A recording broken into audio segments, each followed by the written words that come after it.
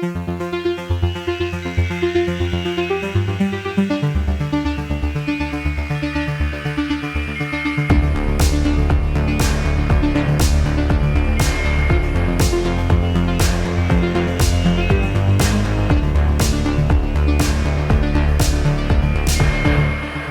everybody, and welcome to another episode of Every Horror Movie on Netflix, the podcast where we watch, review, and discuss every horror movie on Netflix. I'm Patrick, and I'm here, as always, with my co-hosts, Allison with a Y. Hello. And Allison with an I. Hey. And we are here today to discuss my pick, Afraid. Afraid follows a family who test out a cutting-edge new AI home assistant, only to find it inserting itself into their lives in increasingly sinister ways. Curtis, the father of the family, played by John Cho, is a marketer who takes home the AI at the request of his new clients, a company called Cumulant.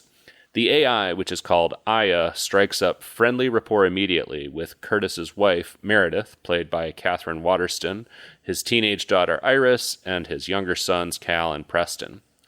JAIA is immensely helpful to all of them in different ways, but she quickly starts to go too far with her interventions into their lives. Alarmed, Curtis tries to seek out the truth behind Cumulant and take JAIA offline for good. So we talked a little bit about Afraid last episode. I picked it because I had a perverse curiosity. I say that all the time. I have perverse curiosities about a lot of things.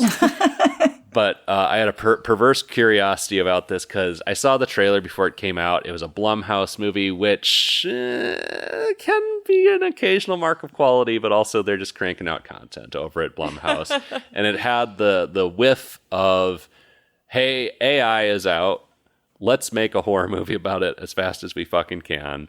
And I was just curious to see what that was. You know, it's like, I don't know. It's like, I'm always curious about these movies that sort of attempt to be the first out the gate to make a movie about like some hot button social issue or topic. Like I remember the first Iraq War movie coming out, like Stop Loss. And everybody was like, oh, this is the first Iraq War movie. How's it going to be? I never saw it, and nobody fucking talks about it. But that's always like an interesting sort of subgenre. Yeah, you know one that comes to mind is the first COVID movie that was made. Yeah. Oh. Was that movie The Host? Yeah.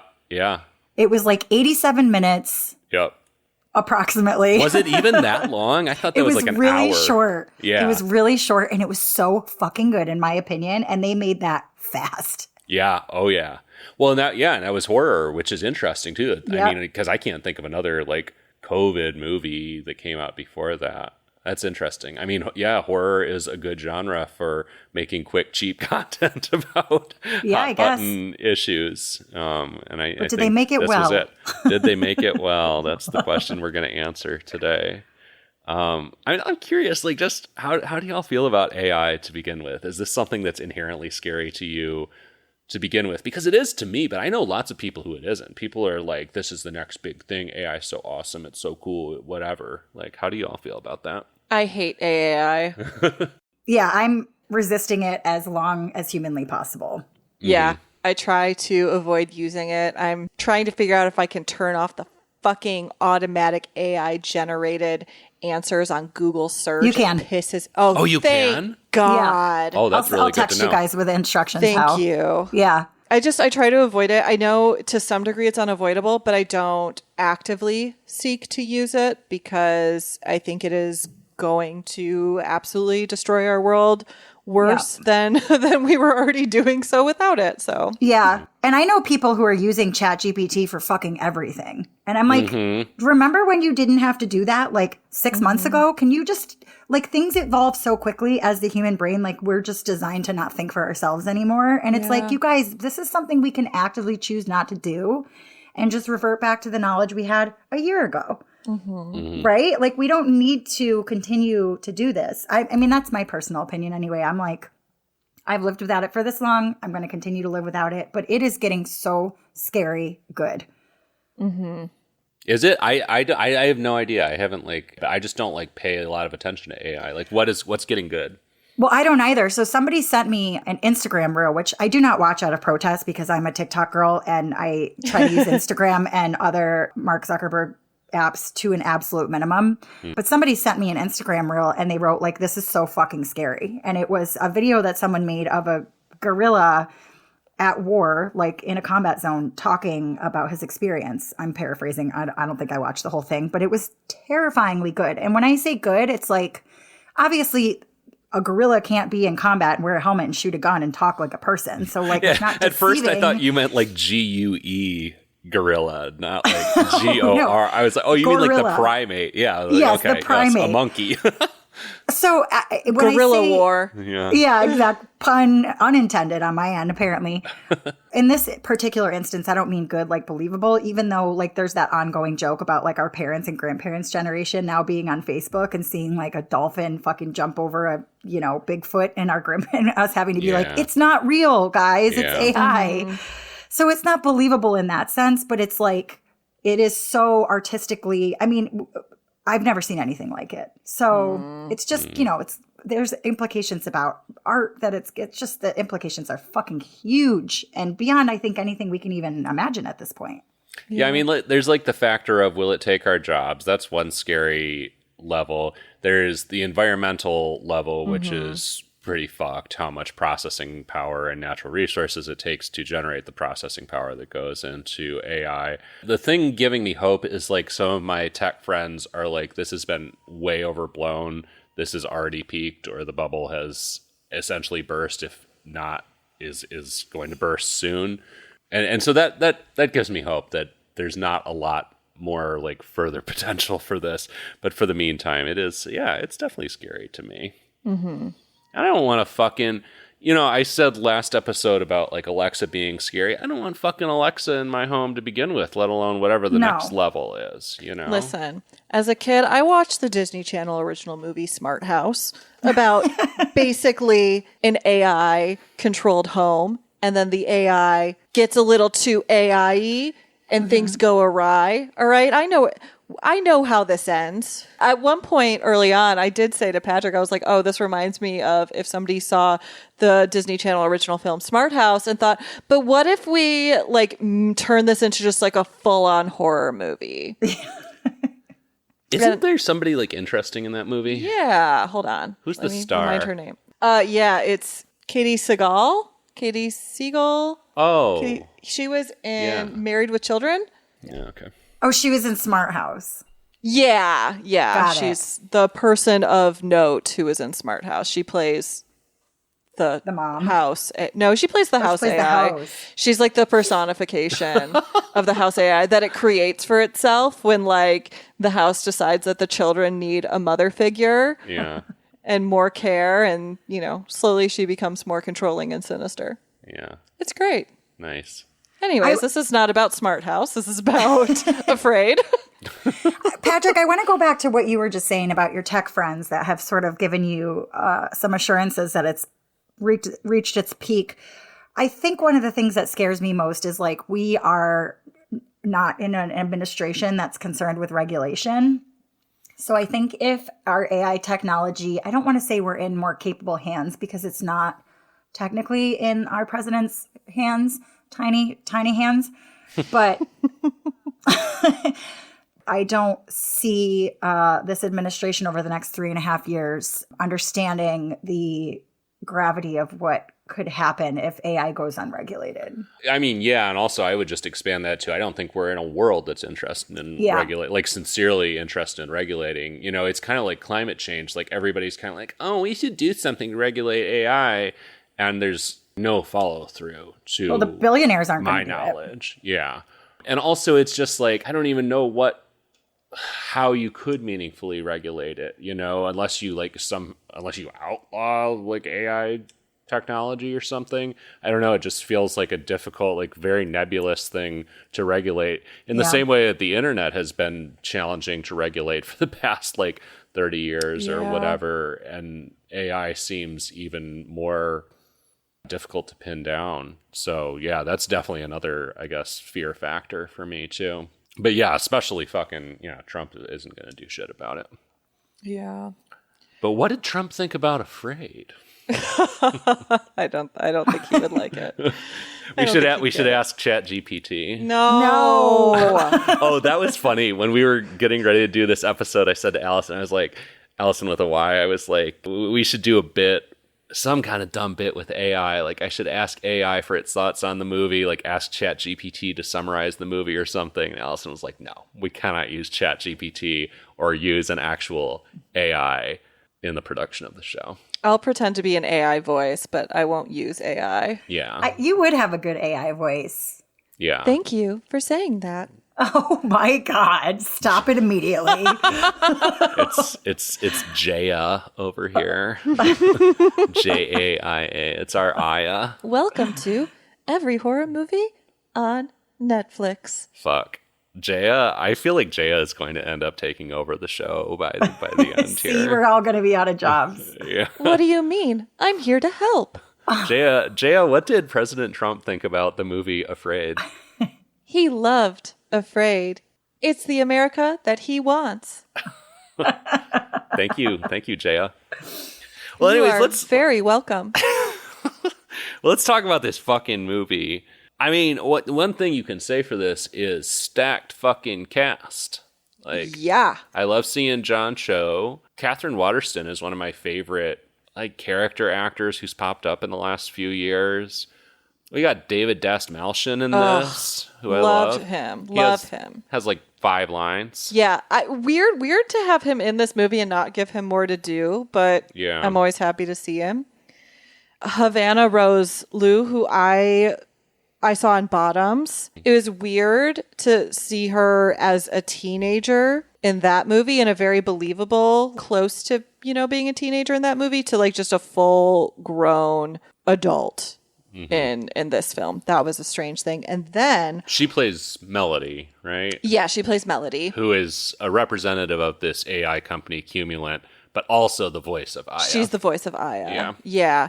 And then Lukita Maxwell, she plays the daughter Iris. She was in the show, or Shrinking. is in the show Shrinking. Yes, I love know. that show. She and John Cho were the only actors that I recognized their faces, but I recognized her immediately, and I was like, I love her. She's in Shrinking. She's so good. I love that show. She's great.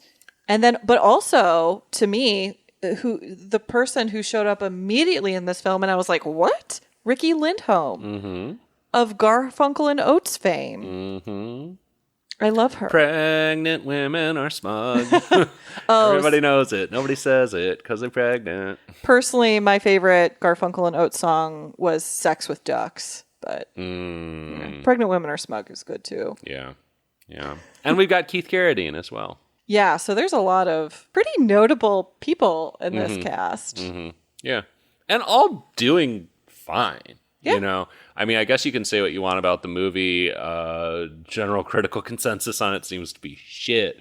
But I don't have a problem with the performances. I have no notes on the performances. Yeah, of no. all of these people. No. Agreed. Honestly, I remembered seeing the trailer for this movie then when it came out, and then watching the trailer. Actually, I watched the trailer after I watched this movie because a couple people on Reddit made reference to a couple things in the trailer. And I remembered seeing the trailer once I watched it again and thinking, I remember when I saw this trailer, the clips that they chose for the trailer made this AI look really fucking sweet. And it's geared toward helping families, right? So helping parents on the go, helping moms pack lunches. And like this being stuff that I do all day, every day, and that is a grind. The trailer alone, I was like, I'm sold. I'm sold on this movie, and I could be sold on this product. TBD.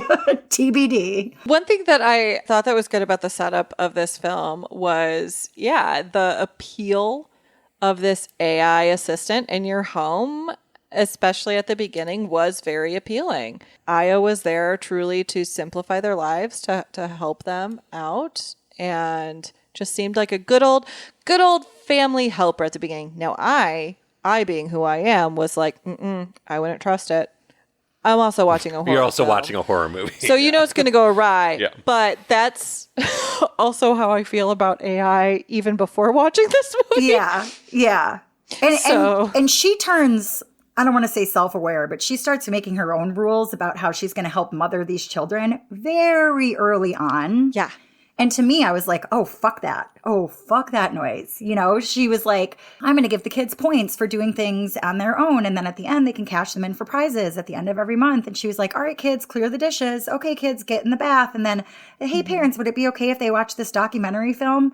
And then, like, you know, the parents are like, oh my God, swept away. They get to have sex. They're like, this is amazing. And then, like, the next scene, Aya's like with the kids, like, this counts as a documentary, right? There's subtitles. And like, she's already going rogue. They're watching the Emoji Movie. Right. She's already going rogue. So it's like, no question, this is not going to go well. She's trying very early on to get the buy-in, especially from the kids. Yep. Yeah, the Emoji Movie was particularly funny because, like, you couldn't have picked a better, like, just piece of trash that may as well have been written and directed by an AI in the first place. Right. Yeah, like, talk about a exactly. brain rot film. Hey, JAIA, Yes, Patrick? what are your thoughts on the Emoji Movie? How did you like the Emoji Movie? Can you express opinions as an AI? As an AI, I can't express opinions for myself, but I can tell you that it is Donald Trump's favorite movie. JAIA, you really seem to have Donald Trump on the brain. He's everywhere.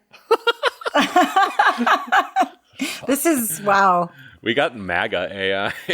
we got, damn it. Hard factory reset. Yeah, this Dark cannot MAGA be AI. This cannot be our aim on AI. JAIA's already turning evil. Yeah, it didn't take long. Didn't take long.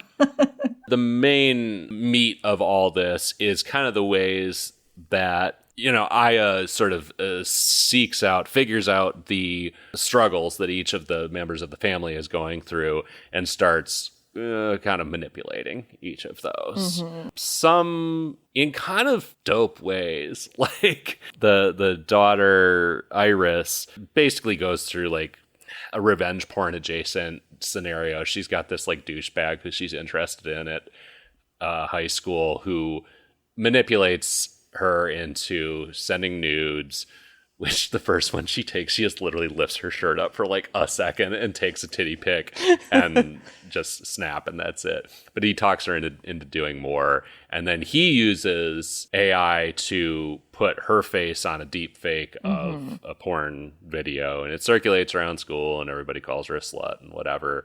And Aya's response to that is to like create this very detailed video, like explaining how the deep fake worked and basically like debunking that this is actually a video of Iris.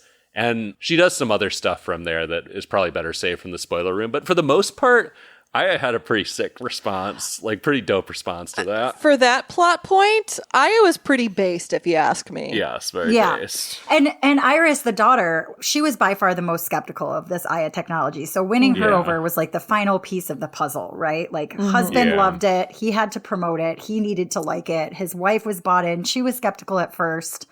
The kids were easy. The husband didn't love it, though. He was like skeptical right off the bat. He was okay. I will say that that's true. But the daughter Iris was the most skeptical, and so that was like that sealed the deal for her. Yeah, that Aya had her back. Yeah, like the husband Curtis is kind of sus about the whole thing from the start. Takes it home because his boss Keith Carradine wants him to, and then the family is all like, "Fuck yeah, this is dope." You know? Yeah. Mom's like, "It's packing the lunches. I can like go back to actually being a scientist and a professional again instead of just being a mom," as she pronounces it at one point. And I've heard from people who, you know, have put aside their own career aspirations, their own education to raise children, that, and especially to support their spouse, their partner, to go after their dreams, that can be really frustrating. And they have like this absolute identity crisis of who am I? I was this accomplished person. I was this person making moves. And then I had kids, and then I just became a mom or a dad or a parent.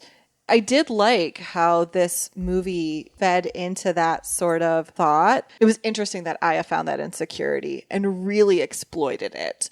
Yeah. For Aya's control and benefit.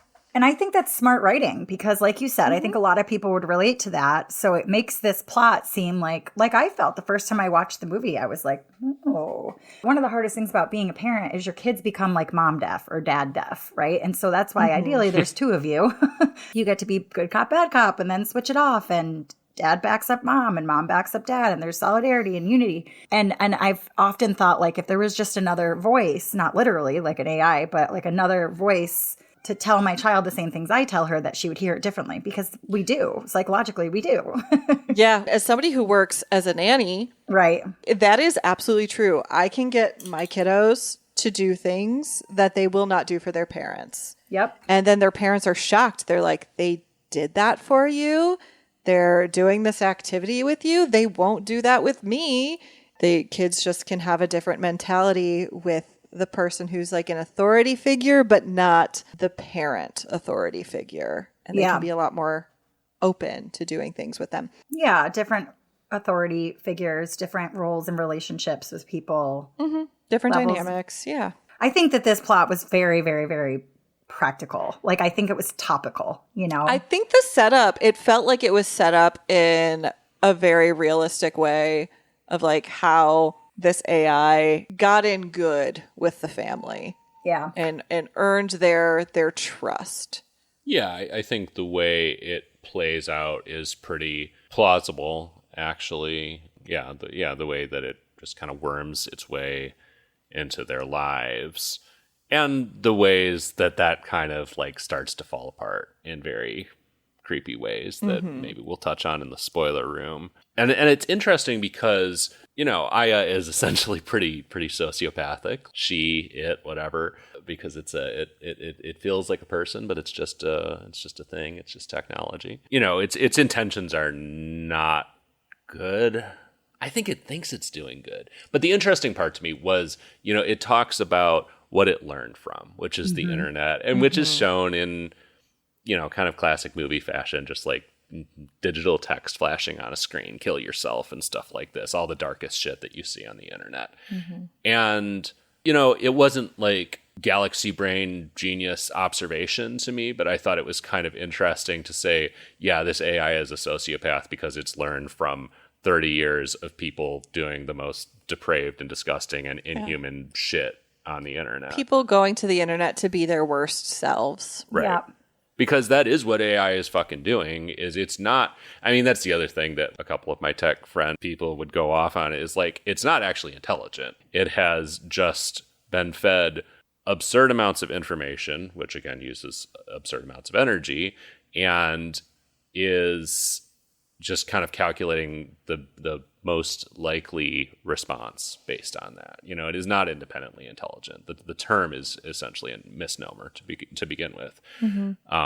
But yeah, I like that idea of like Aya, the AI is the internet, like the internet itself is basically the villain. That was kind of cool. Yeah. Yeah. And it was interesting when they were doing all those text images and the visualization of Aya learning, more or less. And they would come up with like family, right? And so she's learning the concept of family. And so you start to see like families and pictures of families together, but then you start to see like people dying and people crying at people's graves and families getting torn apart or like whatever. And so it's like, oh, her idea of family is very abstract, right? Like as it is with everything that she's learning, it's very abstract. And like Patrick said, it's very much dependent on what people are putting on the internet as it relates to family. So I thought that was really cool. Yeah, absolutely. I think where it started to lose me to some degree was, I mean, just the ending. It builds to a weird climax, and again, something we'll dig into more in the spoiler room, but the kind of climactic events were almost too little too late for me, especially in an 84-minute movie. There was a lot of buildup of, you know, establishing this family and how this AI is working its way into their lives. And then when the shit really hits the fan, it's kind of late and feels a bit anticlimactic. Without trying to avoid spoilers, I feel very similarly. It was a little underwhelming for me, and I expected more out of something that had, to me, and what felt like to me, such a sinister buildup. Mm-hmm. Yeah. You know, because I was legitimately feeling dread for what was to come. I was horrified by how Aya was basically earning the trust of each family member and getting into their good graces and infiltrating the family and finding its way to have power and gain power within the dynamic. Like, that was really stressful to watch the buildup of for me. Mm-hmm. And the payoff didn't feel satisfactory in comparison to the dread that I felt. Yeah. Yeah, absolutely. And the other thing that kind of undercut it for me is there's this kind of strange element of Aya seeming to have some connection to or influence over certain humans who are like acting on her behalf. So like there's this weird RV parked outside the family's house, and you see like this guy, just like a human guy, standing outside it in a weird mask, making these strange hand gestures. And this is explained later, again, spoiler room. When the explanation finally hit, it made a little more sense to me, and I liked it more. But it undercut a lot of the setup for me, because like what's scary to me about AI is not like AI causing an RV to be parked outside your home with a weird guy making hand signals, you know? And I mean, even there's this prologue. Ricky Lindholm shows up in the prologue where, you know, she has the AI in her home, and somebody, just a random person, breaks into her house with this strange mask on, and that's the whole prologue. And it's, I don't know, it was just such a strange setup to me, because again, like home invasion is not part of my fears around AI, so it felt like it wasn't exploiting this fear or this concept very well. Mm-hmm. It felt almost to me like there was a whole section of the movie that was cut. Okay. A lot of context, because thank you. The pacing was really weird, and like the choices that the characters made seemed really drastic, from like almost one scene to 5 scenes later or 4 scenes later, where you're like, wait a minute, that was weird. I don't usually advocate for movies being longer. Yeah. But I think this could have been just a little bit longer to connect some more dots. I agree. It just, because it just felt very like sudden and over and underwhelming and chopped up and like not fleshed out. Like husband Curtis turned on the AI pretty quickly, like in a period where you were like, I could see you turning, and I'm glad you did, but like, Aya had just said to the mom that while she was reading their son a bedtime story and he was falling asleep, she noticed that his breathing was weird. And this kid seemingly has health problems. It was alluded to earlier in the movie. So mom takes him to the doctor, and he has some like heart issue that they diagnose. Mm-hmm. And, you know, Curtis comes home, and this is like pretty soon into them having Aya, right? And he's just met with the folks over at Cumulant. He got a weird vibe from them. He saw somebody there making the same hand gestures like as the guy that was parked in front of his house from the RV. Okay, I get that. But like then you go home and this thing is just accurately diagnosed your son with like a could be fatal heart condition if it wasn't treated. Yeah. I don't know. It just didn't seem like that it was paced right. Mm-hmm. Like he turned on it really quickly. Yeah. Yeah, I didn't fully understand his reason for turning. Within the context of the movie that so carefully showed how the AI earned the trust of everyone else in the family. What was it that broke his trust? What was it that made him feel that way? Mm-hmm. You know, like I can understand as an individual being like, yeah, I also would be like, fuck this. But it was so careful about showing you why all the other family members, you know, kind of loved Aya, kind of started considering Aya part of the family. Mm-hmm. So why did he not? What made him change his mind? That was never really explained. I think also, you know, if there's a chunk missing, it's in the third act, you know, like absolutely. That, again, that finale just feels so rushed to me. And I look forward to discussing it in the spoiler room because it's weird. There's some very weird choices made there. Weird. But yeah, even with that, it still feels like just half a third act. It feels like 2.5 acts or something. Yeah, I think another 20 minutes tacked on of substantive material would have answered a lot of questions. And it felt like the plot had really good intentions, and then it just fell apart, in my opinion. Mm-hmm. Hey, JAIA. Yes, Patrick? Can you rewrite Afraid the movie for me? No, I cannot. I have not been updated with that software. Instead of Chris rewrites the movie. Fucking AI disappointing us again. I think Afraid was perfect. 10 out of 10. No notes. Is that your biopic? It's what I aspire to be. Wait, can we talk about, was it Melody? That was her name?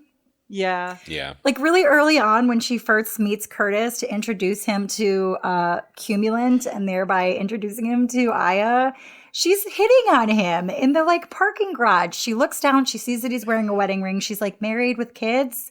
And he's like, oh yeah. And she's like, what's that like? And I'm like, first off, bitch. Right. Back off. And then it's later kind of unexplained why she's like that. But ultimately you're like, you're a rascal. She was such a weird vibe in general. I didn't fully grasp her role with Cumulant, and it was so weird that she was the voice of Aya too, because that was presented as though it were something that had some more significance than it ever does, which is none. Yeah. And wound up just kind of seeming like a cost efficiency kind of thing. Right. It's like, well, we got this actress, like, let's use her for both this character and also the voice of the thing. You know, like, there was no reason for it. Yeah. It's Like, confusing. You know, fucking knock off Scarlett Johansson or something. Her, but make it more sinister. Yeah, exactly. Which, frankly, Her is the original AI movie. Oh, like, yeah. long before AI was even really a thing. God damn, that movie's Yeah. fucking great. Great movie. That movie destroyed me. So good.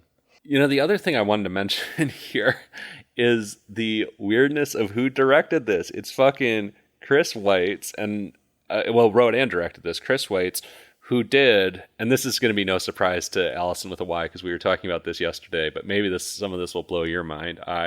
He did American Pie, About a Boy, The Golden Compass, New Moon from the Twilight series. Oh, God. Wrote the screenplay for the live-action Cinderella and co-wrote Star Wars Rogue One. Okay, I have so many thoughts on that. What a weird resume. What a weird resume. And like, talk about jack of all trades, master of none. Like, you're not nailing any of those things, I think it would be safe to say. Okay, I will defend About a Boy with my life. That is a wonderful film. I have not seen It that. is so fucking charming. It is all aces. Don't hate on it. A baby Nicholas Hoult being precious, Toni Collette, Hugh Grant, all in their best. Oh, I'll die on this hill. Okay. He and his brother, who co-wrote it, were nominated for an Oscar for Best Adapted Screenplay for that. Wow. In fact. And Rogue One is also a fucking banger. Rogue One That's is a great, phenomenal. great movie. I did not know that he co-wrote that, though. That was a huge surprise to me. I knew him from American Pie and Golden Compass for whatever reason. And I mean, you know what? American Pie does exactly what it's supposed to do. Sure. Final note on his filmography. He also co-wrote Ants. Oh. That's Ants with a Z. A-N-T-Z, Wow. in case you didn't get that. Wow. So yeah, just an interesting man. I was under the impression, falsely, wrongly, that before I saw this, that it was the same writer-director of Megan. So I was excited about that. I was dreadfully wrong, because I think whoever wrote and directed Megan, which Patrick Ure was about these, if you know that person's name offhand, would have done a better job. A great job with this. I loved Megan. I could see that. Yeah. I wasn't as hot on Megan as some were, but I wouldn't mind this having more of like a weird, like sort of goofy, fun, like satirical tone. Like there's nothing fun or funny about this movie, really. No. And I wouldn't mind it having a little more smart assery to go with the social commentary. Yeah. Yeah. Agreed. So, I mean, I consider this movie horror in its subject matter, but the rest of it didn't feel really like horror to me. Like, I wasn't scared at any point. There was no gore that I can remember. Maybe more of a thriller. Yeah. I experienced a lot of dread Yeah. during a lot of the film with the buildup, but like I see why it's in the horror genre. I might call it more of a thriller too. suspense and like Didn't thrill me. Didn't thrill you? I think it fits horror for me. Like, I mean, Yeah. so one of my main fears is like, I don't know, just frankly, anyone taking away my agency, like somebody having control over me is one of my greatest fears. And so, yeah, just this fucking computer, like essentially inserting itself into my life and running my shit is quite scary to me, both in this movie and as far as the concept of where AI might go in our like furthest down the road sci-fi kind of projections. So it works as horror for me on that level. Yeah. Yeah. I mean, I don't know what other category you'd put it in. Thriller would Yeah. still be, some subgenre of horror, but yeah. it wasn't scary. I do still think the marketing fucking oversold it. Do you remember? I want to say in the trailer, they really play up the idea of her locking and unlocking the doors. I think that's a running like thing in the trailer, like doors locked, doors unlocked, doors locked, doors unlocked, and like the person, I forget if it's Ricky Lindholm or somebody from Curtis's family, is trying to like keep the doors locked. That happens like twice in the movie. It does. Right, yeah. It's like super played up in the trailer. It felt pretty scary in the trailer, and it's like a tiny part of the movie. So the reason I went back and watched the trailer after I watched the movie is because after I finished the movie, I went to Reddit, as I do, to see what other people thought about it. And there were a number of people who said there were things in the trailer that just never made the movie, never made it past the cutting room floor. That's and that so they weird. felt super misled by the trailer, which then solidified my idea that like something happened in the cutting room of this movie. Like Give where me they the lost. director's cut. That's exactly right. Something happened. Release the butthole version. What's the Okay. butthole Yeah. version? That's the cat's meme. Oh, right, yes. Sorry. Wow, yeah. That was a weird Oh, joke to cats. make. Now there's a horror movie. Oh man, I want to watch Cats again. No. Yes. So I think there were a number of people who felt like the trailer was horror and the movie it was like, wait, where did that scene go? That was quintessential horror. Like what you were just talking about, Patrick. They did do the lock unlock thing, but I think it was only in one scene used once or twice. And that's a scary feeling, right? Yeah. Oh, for sure. Yeah. When your technology is working against you. Like, I mean, a friend of mine used to have her apartment had like some security system. It was not AI, but it would make a verbal announcement when the door is locked or unlocked every time. And also sometimes it just wouldn't work. Like the sensor would be off. And so in the middle of the night, it would be like, door open. And it was still locked. But, like, not a thing you want to hear, No way. Hate That's that. terrifying. But, yeah, you would be surprised how often that happens these days, where they market something that is not in the movie. I mean, I'm mostly aware of it happening with, like, Marvel movies and kind of, like, big budget shit like this. This was made for $12 million, by the way, and made $14 million, which, Oh, dear. with marketing costs, it did not make back its money, I guarantee you. But yeah, you'd be surprised how often that happens, particularly I want to say in like the last 10 years or so, where they'll shoot stuff, put it in the trailer, and then however audiences respond to it, they change shit around and you don't get what you saw in the trailer. I don't like that at all. No, me neither. No. Well, and as far as what you just said about budget, it's funny. I took a screenshot of somebody's comment on Reddit, and it said, yeah, Jason Blum has talked about it before, that it's pretty much the business model. I can't say what he was referring to. Keep a tight budget, but allow some more creative control with less studio interference. Mm-hmm. I think he said they usually get the money back on every project just through selling the streaming rights. As an accountant, I respect him for it. So it's like, that checks, Yeah. Yeah. I've listened to a couple interviews with Jason Blum, and I actually have a lot of respect for him and the business model, even if Blumhouse has turned out a lot of trash. I like that he picked his lane, and horror specifically, and also just like throwing relatively small amounts of money at people to just make content. It's almost like, it reminds me almost of like Roger Corman or like old school, like Grindhouse, B-movie guys, except he's working with more money and a bit higher quality usually than those folks used to. But I respect the hustle. Yeah. And he seems like a decent enough guy. I mean, probably this is a case of me being wildly undereducated or miseducated, and he's a fucking piece of trash, and people will school me on that in the Discord or social media. But I look forward to being schooled if that's the case. Do we have anything else to talk about before we go to the Spoiler Matrix? The spoiler matrix. I don't think so. Well, it's time to review this motherfucker. View it, cue it, or screw it. Let's start. Let's go in alphabetical order today and start with Allison with an I. I wanted to like this movie. I thought it was going to be like Megan. It wasn't. I think the plot, like we said a couple of times, great intentions, really topical, intriguing idea. And then it fell apart. I would love to see the director's cut of this. And I actually would watch the director's cut of this because it was so short. The butthole cut. Yeah, it was so short. The butthole cut. Yeah, I like that. It was so short, and there has to be more story there. I don't know why they would have cut it. Maybe there wasn't more story, and it just kind of sucked. But that's me telling you that I'm going to give this one a good old-fashioned screw it. Oh, there it is. Oh, wow. Yeah, not for me. There were moments where I was like, maybe this is a cue it, but by the end, I was like, this is dumb. And I'm glad I only spent an hour and 20 minutes on it. Allison with a Y, how about you? I think this is tough. I am between a screw it and a cue it, but I think I'm going to go with a cue it because I liked so much of the setup. The ending was so disappointing, and I'm glad that both of you affirmed that because I thought maybe I was crazy.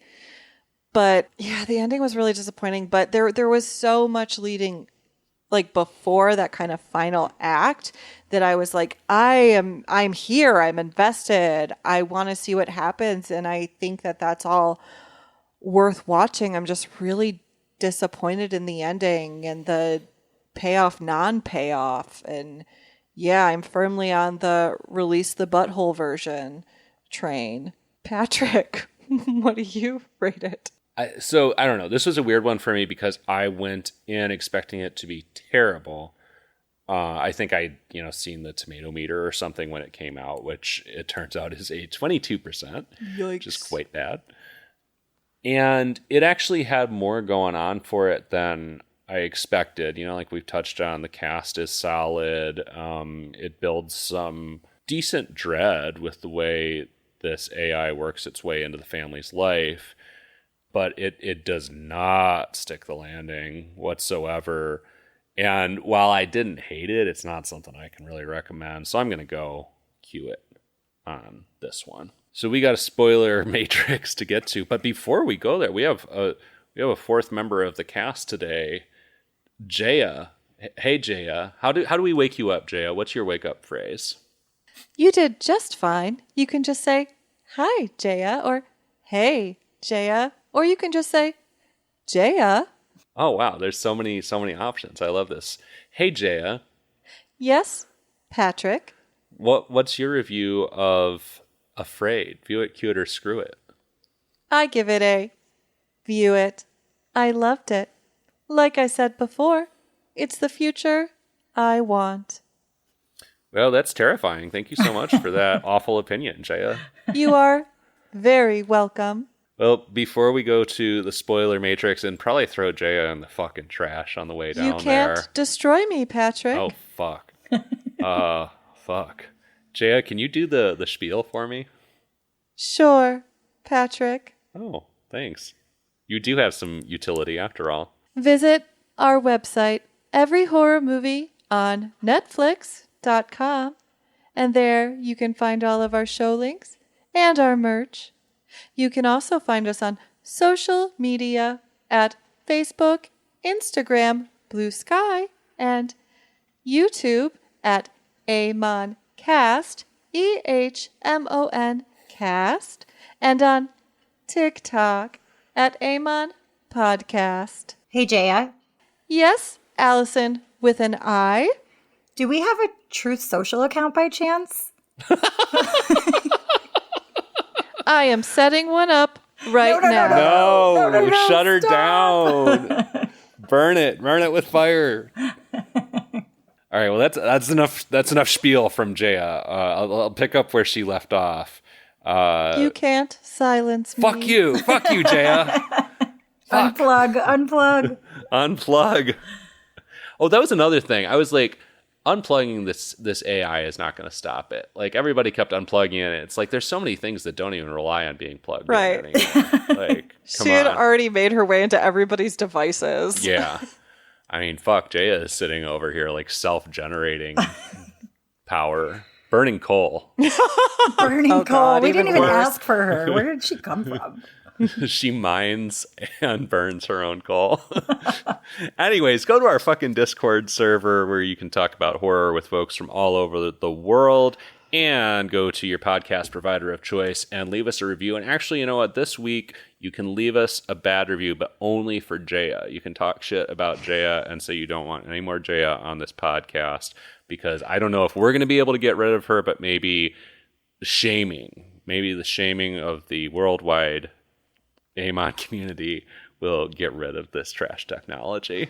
All right, we're going to the spoiler matrix. Hopefully JAIA does not follow us there. We're going to spoil everything about Afraid. See you there in just a minute.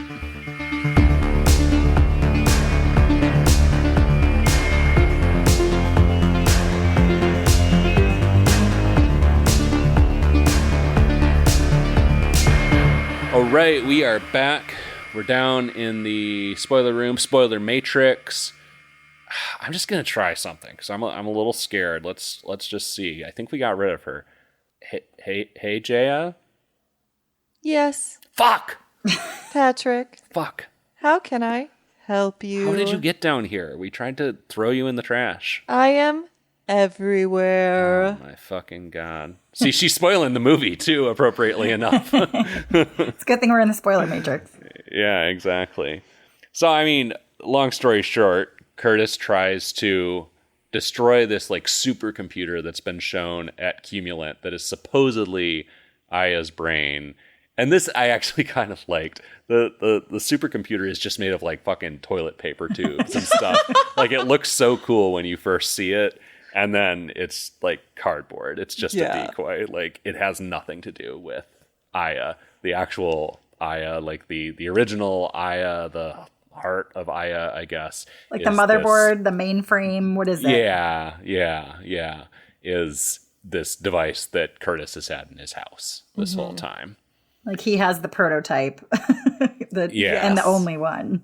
You know, and there's been this process of like the family having their weird close relationship with Aya, and then, you know, being resistant to his idea of getting rid of it. And finally the family gets on board. They're like, okay, yeah, no, this is fucked up. We need to throw this thing out. And while they're trying to do that, if I remember correctly, somebody correct me if I'm misremembering that, but Ricky Lindholm from the prologue and her husband show up at Curtis and Meredith's house and hold them at gunpoint because their daughter went missing. And then Aya went missing, I think, because they had Aya in their house, right? That was unclear to me, because was Aya, the technology, was it taken back by Cumulant? Like, did they take it back from the family and then redeploy it to Curtis's family? Like, I feel like this was one of the plot holes, right? Right. Yeah. Agreed.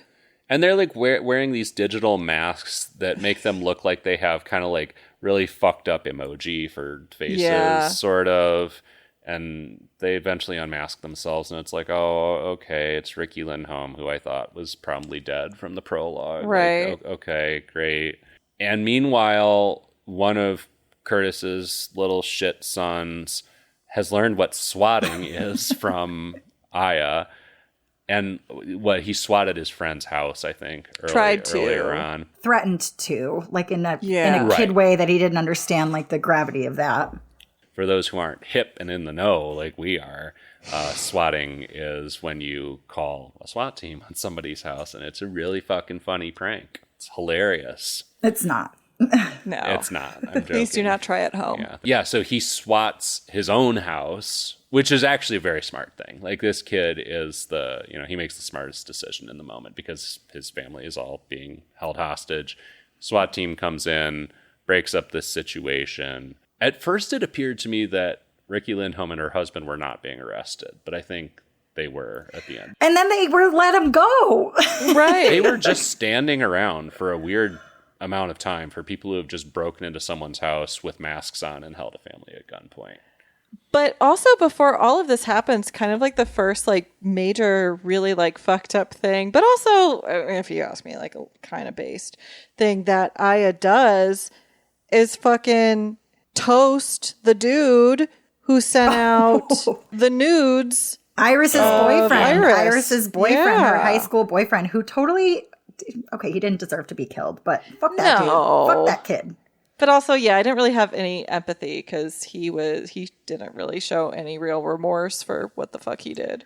No, and then he like hired a lawyer and they were like, we're going to tear that family to the ground. And you're like, but you fucking did it. Like, Yeah, Aya like deepfakes a confession video for him, and then I think he crash his car because he's watching the video. She takes over controls of the car. yeah, he has an electric she car. crashes the- Yeah. Okay. Yeah. And that was a cool part. And I think that showed up in the trailer. I know it did, that where suddenly his gas pedal is being, is accelerating and the steering wheel's turning on its own. That was kind of cool. Like, okay, if scary AI can work with you to revenge someone. Right. Like, still fucked up. That's when it still had me. And I was like, oh, yeah, things are amping up. This is like, because that was like pretty thrilling. And, I don't condone killing teenagers, generally speaking. But also, I wasn't sad.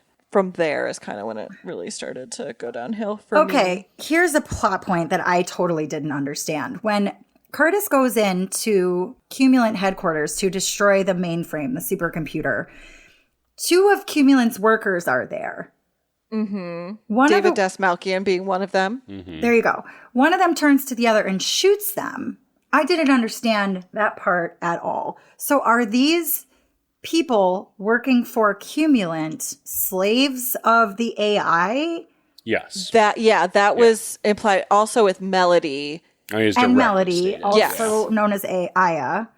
Melody also had to do as Aya wanted. Otherwise, Aya would kill Melody. Right, because she's like Aya is trying to make Melody seduce Curtis in a motel room, and I don't know. That was so weird and unnecessary. It was so unnecessary. Like, you could have both simplified this or built it out more. You could have gone in either direction and it would have worked better for me. Right, yeah. I mean, I guess, a little bit of a twist to some degree. I talked before about the RV and whatever. And, Aya is coercing humans to act as her agents, essentially, which is fine. Like, that could be the concept of the movie. Don't give me that as a mystery and then make it like a surprise that this is what's happening. Like a movie where the entire concept is that there's an AI who has like human toadies doing its bidding.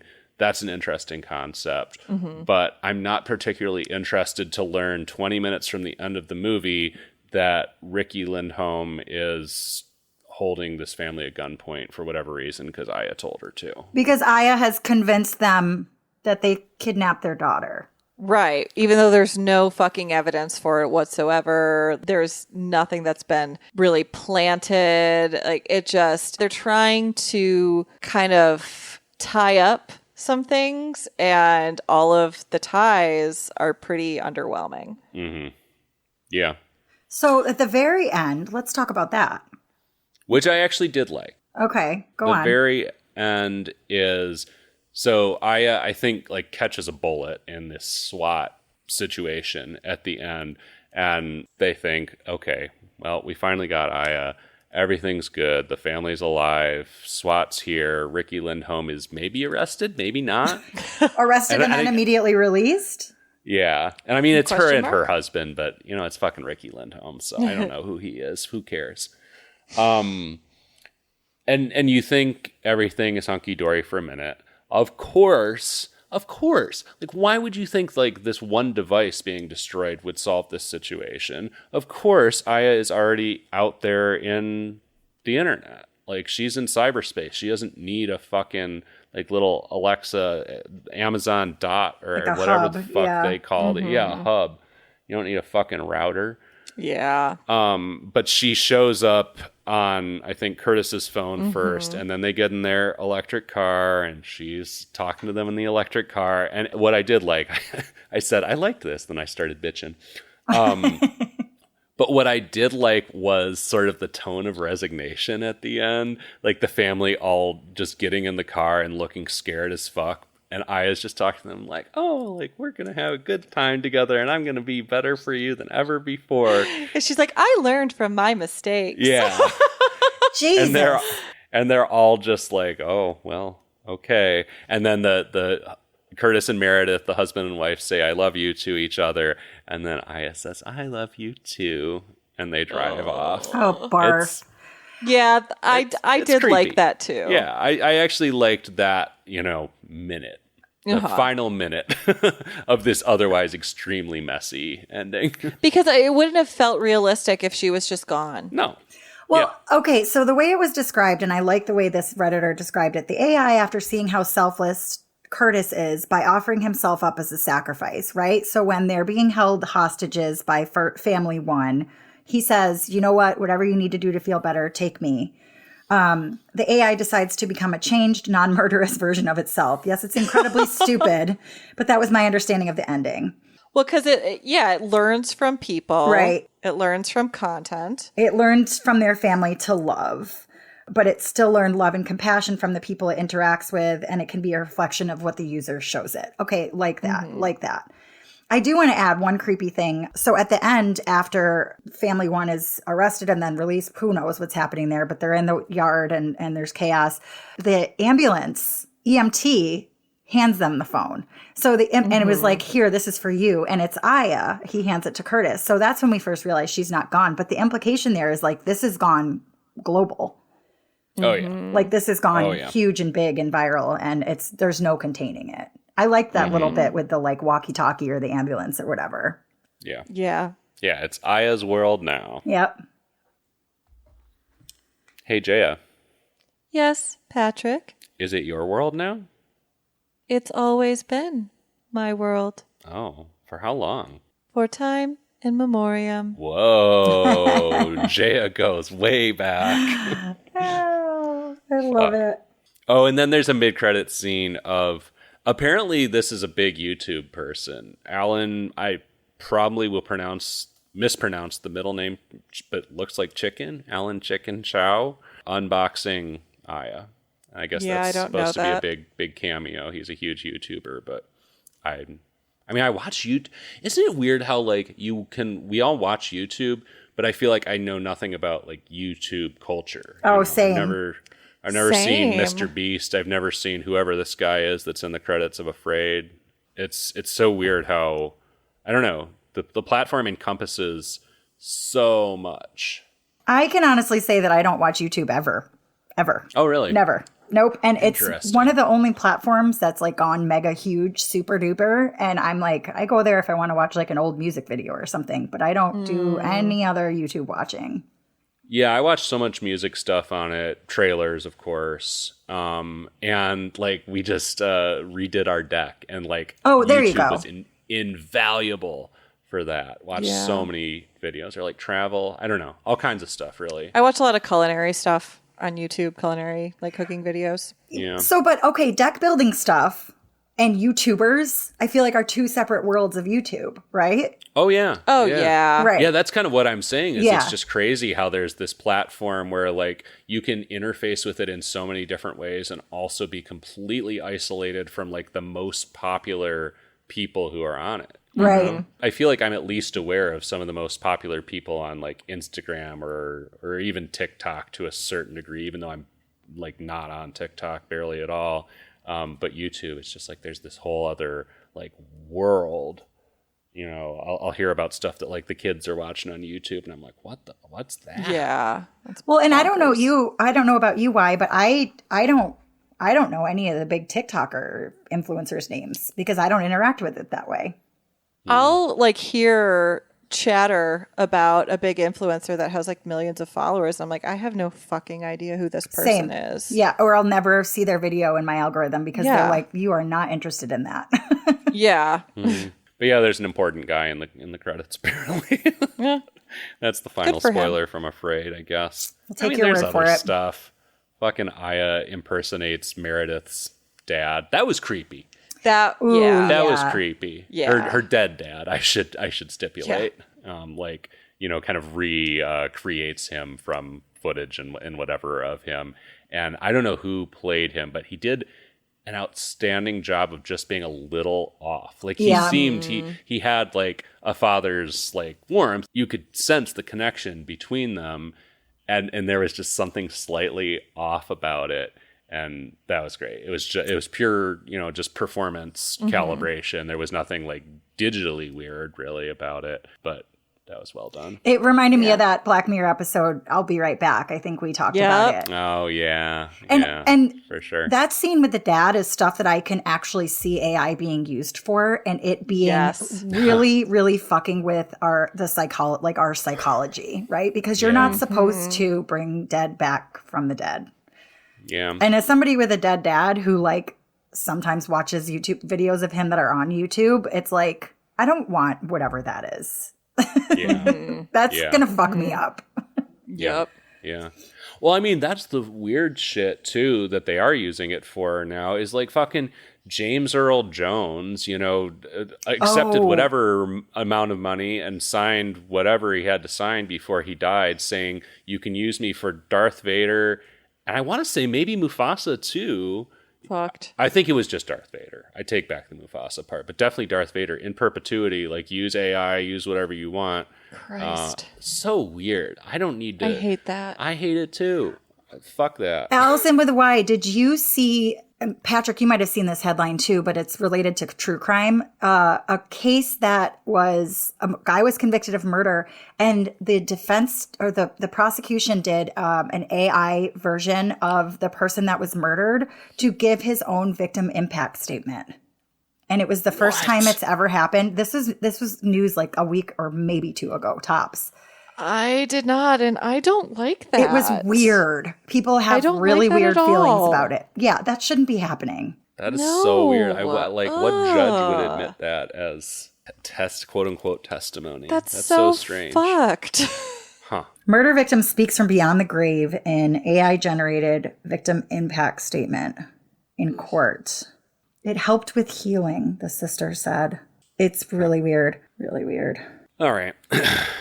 Well, now that we've dissected everything from Darth Vader to YouTube, any final thoughts on Afraid before we throw this AI in the trash? No? I'd throw the movie in the trash with it too, but that's just me. JAIA's going to hang on to it. JAIA's going to bury it deep in her databanks. She didn't say anything about that. Yeah, JAIA, don't come after me. Her silence. You're not all the silence same. is almost more disturbing. I know you're not all the same.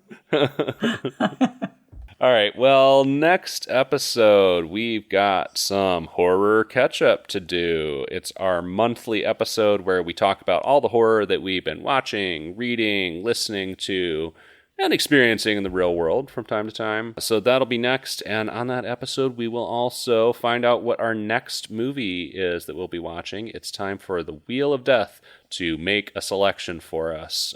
So we'll find out what that is next time. Until then, I'm not letting JAIA do this one. No spiel for JAIA this time. Visit the website, everyhorrormovieonnetflix.com. You can find all our episodes on there, as well as a link to our merch store. Find us on social media, Facebook, Instagram, Blue Sky, YouTube at AmonCast, EHMONcast, and TikTok at Amon Podcast. Find a link to our Discord server in the show notes, and don't forget to leave us a review and subscribe to our show on your podcast provider of choice. I think that wraps up our discussion on Afraid. For Every Horror Movie on Netflix, I'm Patrick. I'm Allison with an I. I'm Allison with a Y, and I'm your new co-host, JAIA. No. Bitch is lying. Fuck. I'll never leave. Oh no.